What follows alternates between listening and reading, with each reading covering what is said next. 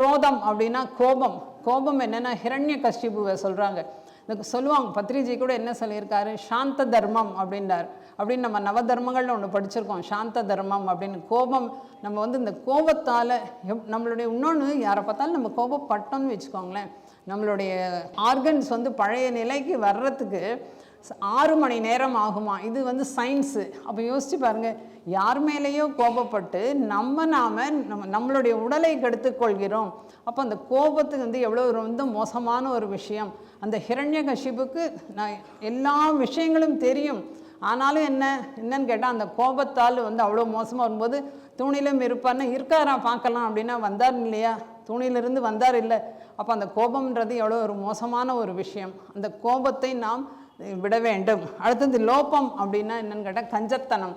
கஞ்சத்தனம் என்னென்னு அதுக்கு வந்து என்னென்னு கேட்டால் நிறைய பேர் பார்த்துருக்கோம், நிறைய வச்சுருப்பாங்க, ஆனால் யோசிப்பாங்க இந்த கொடுக்கறதுக்கு எல்லா விஷயங்களுக்கும். அதுக்கு உதாரணம் வந்து யார் அப்படின்னு சொன்னால் துரியோதனன். துரியோதனன் வந்து அந்த 5 கிராமம் தான் கேட்டாங்க, கொடுத்துருந்தா வந்து நல்லா இருந்திருக்கும்ல. அப்போ அந்த கஞ்சத்தனத்தால், அந்த ஒரு எண்ணத்தால், அந்த லோபம் அப்படின்றதும் இந்த அரிஷட் வர்க்கங்களில் மனிதனுடைய 6 எதிரிகளில் ஒன்று இந்த லோபம்ன்றது. அடுத்தது வந்து மோகம். மோகம் என்ன அப்படின்னு கேட்டால் தீராத பற்று.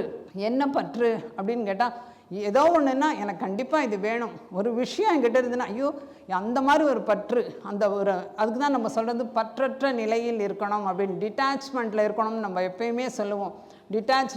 என்னன்னு கேட்டால் இந்த வீட்டை விட்டு போக மாட்டேன், இந்த ஸ்ட்ரீட்டை விட்டு போக மாட்டேன், இது என்னுடையது. எப்போ பாரு உலகாய விஷயங்களில் பற்று என்பது மிக மிக மோசமான விஷயம்.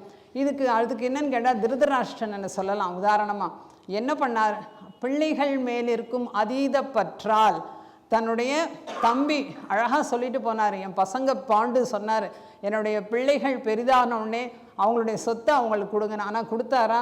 துரியோதனன் செய்வது தவறு அப்படின்னு அது தெரியும் திருதராஷ்டிரனுக்கு. ஆனாலும் என்ன பண்ணாருன்னு சொன்னால், இல்லை முடியாது அப்படின்னு அதீத பற்றால், அந்த பிள்ளைகள் மேல் இருக்கும் அதீத பற்றால் என்ன ஆச்சு, கடைசியில் எல்லாமே அழிந்து போனார்கள். ஆனால் பற்று என்பது தேவையில்லை.